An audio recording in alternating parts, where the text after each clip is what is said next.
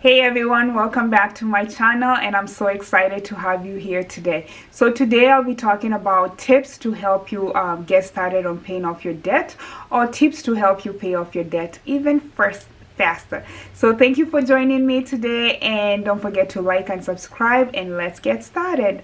So tip number one is budgeting, and budgeting is the key to paying off your debt. So the reason I'm saying that budgeting will determine how much extra money you have to throw into your debt. So the first time you do your budget, a lot of things will not make sense, and you'll find out that maybe you spend more on something that you should not be spending money on. And that's why budgets are meant to be adjusted. So the first few months is just like a rough draft. So as time goes by, you'll keep adjusting your budget until you get that perfect budget to stick with to the end of your debt journey. So what we did for us, the first few months, we wrote down all our expenses, and then after that we started eliminating things that we can live without, and adding things that we have to have in our budget. For example, food, everybody needs food, so you cannot eliminate that. But then look at how much you spend on food, then adjust that accordingly. If you eat out a lot during your debt journey, please stop eating out at restaurants.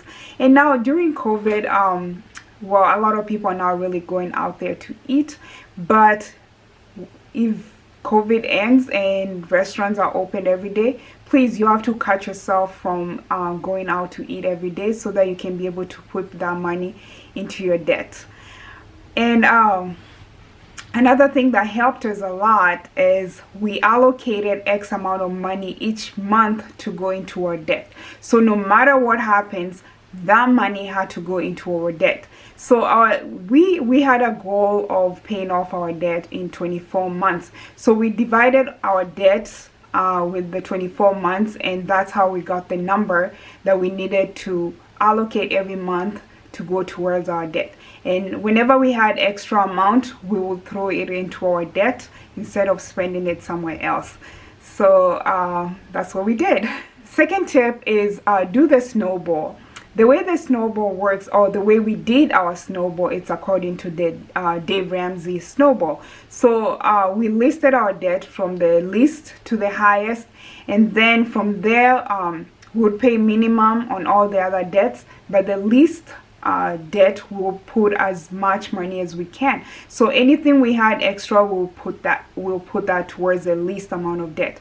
So so we'll still pay the minimum, and then within that month we'll pay another amount so that it can go towards the principal of our least amount of debt. And then once we're done paying off that least amount of debt, we'll go to the second least debt and do the same thing. So, and then the money that was going to the first debt will go to the second debt. And then you just keep doing that until you finish off our debt. The reason why we did the snowball is because when you pay off that first debt, it motivates you to be able to see, okay, I paid that one, so okay, I can be able to pay another one. And it motivates you to keep to stay on track, to be able to pay off the rest of your debt. And another thing that kind of gets confusing is when you list your debt out, you kind of see that, okay, this debt has the highest interest rate. So don't worry about the interest rate, just do the least debt, like the amount, not the interest rate. And then you go from there when you're doing the snowball. The second tip is pay more than the minimum. So when you're paying the snowball, the one that you're working on, the least debt, make sure you pay more than the minimum. Otherwise the snowball will not be able to work. So if you don't have extra money, this is where the budget comes in. Work your budget. If you need to pick up extra side hustles, do that, and then you'll be able to do the snowball. Otherwise, if you pay minimum on all your debt, then you won't be able to pay off your debt, really. The key to paying off your debt is paying extra towards your debt, not just paying the minimum. hope this makes sense. The next tip, it might not apply to everybody, but it's consolidation.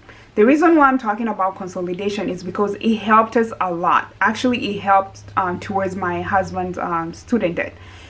This is because my student debts were from Fed loans, and his student debt were a little bit different. So his interest rate was really high. So between the time he borrowed the money for school and by the time he graduated, the amount of interest rate was ridiculous. So that's why you know, he borrowed like 100 and something, and we ended up paying like 200 and something. So it's crazy interest rate. But after we consolidated his student loans, he was able to get less interest rate, and then as we kept paying it off, we refinanced it. And is it refinance or reconsolidate? One of the two. And he was able to get even a lower interest rate. So this really helped in the long run as we were paying off our debt. Just because you're consolidating your student loan, this does not give you a break from paying off your student loans. So you still have to keep paying your student loans as if you did not consolidate them. Consolidation is just giving you a little break in the long run from your loans gaining more interest rate, but you still have to keep paying, doing the snowball, so that you can be able to finish your debt even faster. Sometimes people go out and buy extra stuff when they have money, or when they think they have money. So if you have things laying around the house that you think that you know you will not use them in the next few years, sell them. Take that money, put it towards your debt. So in our case, we didn't really have things to sell. So what we did is my husband worked a second job, and whenever he was home, I picked up extra hours. So that's how we were able to have that extra money to pay off our debt.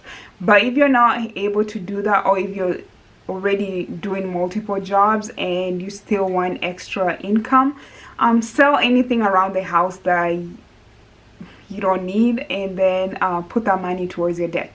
Because once you're debt free, you can be able to cash flow and buy anything that you want, and you don't have to worry about paying anybody. So thank you for watching, and I'm so excited that you're able to click on my video today. So don't forget to subscribe and join me on my next video. Bye.